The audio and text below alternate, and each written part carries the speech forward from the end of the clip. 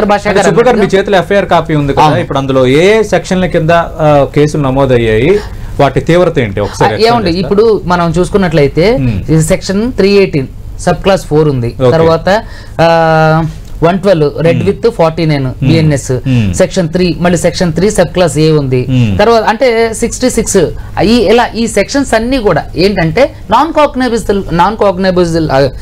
Cognisable offence కిందకే వస్తాయి. So non cognisable offence ఏంటంటే 7 సంవత్సరాల లోపు అన్నాయండి. కాగ్నైజబుల్ అఫెన్స్ అంటే తీవ్రత కలిగిన నేరాలు 7 సంవత్సరాల కేబు.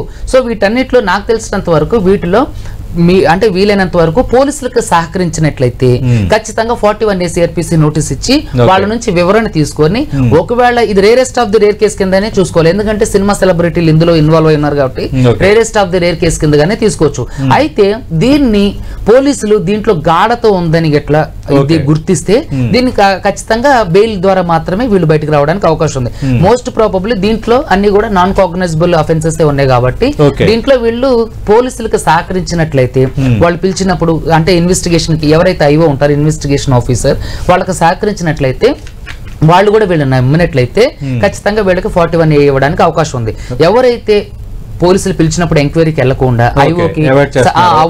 ఐఓ ఎవరైతే ఉంటారో లేదంటే SHO ఎవరైతే స్టేషన్ హౌస్ ఆఫీసర్ ఎవరైతే ఉంటారో వాళ్ళకి సహకరించినట్లయితే ఖచ్చితంగా వీళ్ళని అరెస్ట్ చేసి జైల్లో వేడి ఉంటుంది. నాకు తెలిసినంత వరకు ఈ కేసు ఈ నిర్దిష్ట ప్రమాణాలు ఉన్నటువంటి ఈ కేసులో ఇది ఒక ప్రత్యేకంగా ఇప్పుడు మునుపెన్నడూ ఇలాంటి ఒక కేసు రాలేదు, ఇంత ప్రాచుర్యం పొందలేదు. ఒక బెట్టింగ్ యాప్ మీద ఇలాంటి కేసులు రావడం అనేది ఫస్ట్ టైం కాబట్టి దయచేసి ఇప్పుడు ఇందులో ఎవరైతే ఈ లిస్ట్ లో ఉన్న వ్యక్తులు ఎవరైతే ఉన్నారో వీళ్ళందరూ మీ ఐఓ దగ్గర అంటే ఇన్వెస్టిగేషన్ ఆఫీసర్ల దగ్గర లేదంటే పోలీస్ స్టేషన్ లో ఏదైతే మిమ్మల్ని పిలుస్తారో అక్కడ అటెండ్ అయ్యి మీ వే ఆఫ్ వెర్షన్ ని తెలియజేసి తర్వాత మీ అప్పీల్ జడ్జి గారికి తెలియజేసి సార్ ఏం చెప్పారో అదే నేను మా విష్ణుప్రియకి కానీ లేకపోతే మన టేస్ట్ తేజ కానీ చెప్పడం జరిగింది. ఎందుకంటే తీవ్రత పెంచుకోకండి అని చెప్పి వాళ్ళని చెప్పి తీసుకెళ్ళడం. దీనికి నాకు అందిన రంగు ఏంటంటే వీళ్ళిద్దరిని నేను సపోర్ట్ చేసేస్తున్నాను. ఆయన ఎలా అయితే సజెషన్ ఇచ్చారు యాజ్ ఇట్ ఈస్ గా ఆయన నోటి నుంచి వచ్చిన మాట నేను వాళ్ళకి చెప్పాను. 41 తో పోయేదాన్ని మీరు పెద్ద చేసుకోకండి అని చెప్పాను. దీనికి నేనేదో వాళ్ళని సపోర్ట్ చేసేస్తున్నట్టు ఏదో చెప్తున్నారు, but that is not true. And నేను ఇంకొక సజెషన్ చేయాలనుకుంటున్నాను సార్. ఇప్పుడు వీళ్ళకి ఏదో ఫైన్ వేస్తారు, ఇంకోటి ఏదో వేస్తారు. 3 సంవత్సరాలు imprisonment with fine or without fine, without fine కాదు, ఎయిదర్ ఫైన్ ఆర్ శిక్ష ఆర్ బోత్ ఏదైనా ఉండొచ్చు. అండ్ ఇంకొకటి 112 అనేది పెట్టి కేసుకి పెట్టే సెక్షన్ అనుకుంటా. సో ఇది పక్కన పెడితే కొన్ని ఎలా ఉన్నాయంటే సార్ వేగ్గా ఉన్నాయి కంప్లైంట్లు. ఈ కంప్లైంట్ చూస్తే నిజంగా నేను ఆడానండి, మా వాళ్ళు ఎవరో దీని మీద ఆత్మహత్య చేసుకొని చచ్చిపోయారండి, ఇదిగోండి ఈ పలానా టికెట్, అదిగో పలానా ఆయన చెప్పిన ఈ కోడ్ని నేను వాడడం వల్ల ఇలా నా ఫ్యామిలీ చితికిపోయింది అని క్లియర్ కట్ గా డీటెయిల్స్ తోటి ఉన్నప్పుడు రైట్ ఈ నిజంగా బాధితుడు ఆయనకి జరగాల్సిన న్యాయం ఏంటి? ఆయన కోల్పోయిన డబ్బులో లేకపోతే ఎంతో కొంత నష్టపరిహారం ఆయనకి ఇవ్వగలుగుతాయి. ఇప్పుడు కోర్టు వీళ్ళకి ఫైన్ వేయడం వల్ల వాళ్ళకి వచ్చే న్యాయం ఏంటి? నేననేది ఏంటంటే వాళ్ళకి న్యాయం చేయడానికి. సో ఇప్పుడు ఏంటంటే వీటిలో సార్ కాగ్నిజబుల్ నాన్ కాగ్నిజబుల్ లాగా కాంపౌండబుల్ నాన్ కాంపౌండబుల్ అని ఉంటాయి. ఒక కంప్లైంట్ ఇచ్చినప్పుడు అవుట్ ఆఫ్ కోర్ట్ సెటిల్మెంట్ మేము తీసేస్తాము, మాకు నష్టపరిహారం మీరు చేసేట్టు అయితే అనేది కూడా ఉంటుంది కదా సార్. అయితే అవుట్ ఆఫ్ కోర్ట్ సెటిల్మెంట్ అనేది నాకు తెలిసినంత వరకు మీరు చూస్తే ప్రతి 3 నెలలకు ఒకసారి ఈ మనకి లోక్ అదాలత్ వస్తుంటది. అంటే దాని ముఖ్య ఉద్దేశం ఏంటంటే రాజీ మార్గమే రాజమార్గం. సో ప్రతి దానికి కూడా అవుట్ ఆఫ్ కోర్ట్ సెటిల్మెంట్ అనేది ఉంటుంది, దాని ఆర్బిట్రేషన్ అని పిలుస్తుంటారు. సో ఆర్బిట్రేషన్ అనేది చేయడం ద్వారా కూడా బాధితులకు న్యాయం చేయవచ్చు. కాకపోతే ఈ ప్రత్యేక కేసులో నాకు తెలిసినంత వరకు SHO గానే ఉండి సుబ్బు గారు నా డౌట్ ఏంటంటే ఇప్పుడు ఇందాక ప్రస్తావించారు శేఖర్ భాషా గారు, అంటే స్పెసిఫిక్ గా ఈ యాప్ చూసి ఈయన చెప్పడం వల్ల ఎఫెక్ట్ అయ్యారు, మా బంధువు నేను ఎఫెక్ట్ అయ్యామని చెప్పడం అనేది ఒక ఎత్తు.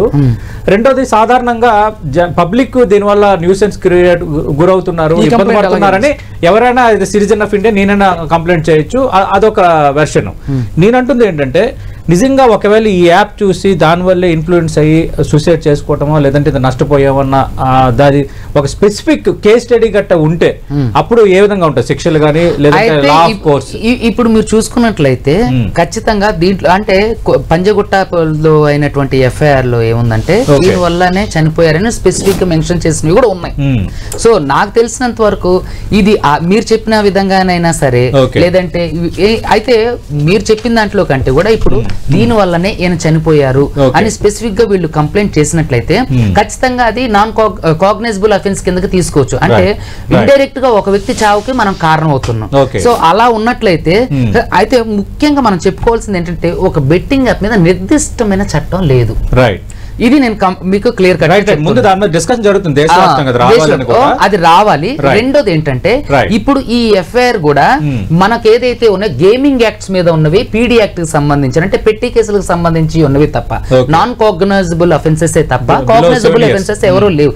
సో కాబట్టి నాకు తెలిసినంత వరకు ఇందులో గాఢత ఖచ్చితంగా లేదు. కానీ నేను ఒక స్పెషల్ రిక్వెస్ట్ ఏం చేస్తానంటే ఖచ్చితంగా ఇందులో పెద్దవాళ్ళు ఇన్వాల్వ్ అయ్యి ఉన్నారు, అదే విధంగా సెలబ్రిటీలు చోటా మోటా ఇన్ఫ్లుయెన్సర్స్ ఉన్నారు. ఇప్పుడు సూత్రధారులు ఎవరు కనుక్కోవాలి, సూత్రధారులు ఎవరు కనుక్కొని పనిష్ చేయడంతో షాట్స్ ఇప్పుడు బయటకు లాగాలి కదా, లేదంటే మళ్ళీ రేపు 15 రోజుల తర్వాత మళ్ళీ రిపీట్ అవుతుంది. అయితే నేను ఇచ్చే సజెషన్ ఏంటంటే ఖచ్చితంగా ఇది ఇందులో ఎవరైతే సోషల్ మీడియా ఇన్ఫ్లుయెన్సర్స్ సెలబ్రిటీస్ ఉన్నారో వీళ్ళందరూ కూడా ఇది rarest of the rare case కింద తీసుకుని దీన్ని ఎక్కువగా అంటే గాఢత కలిగిన నేరాలుగా కూడా కన్వర్ట్ చేయడానికి అవకాశం ఉంది. కాబట్టి వీళ్ళు దీన్ని ఖచ్చితంగా కొంచెం అంటే దృష్టి పెట్టి దీన్ని కొంచెం ముందుకు తీసుకెళ్ళినట్లయితే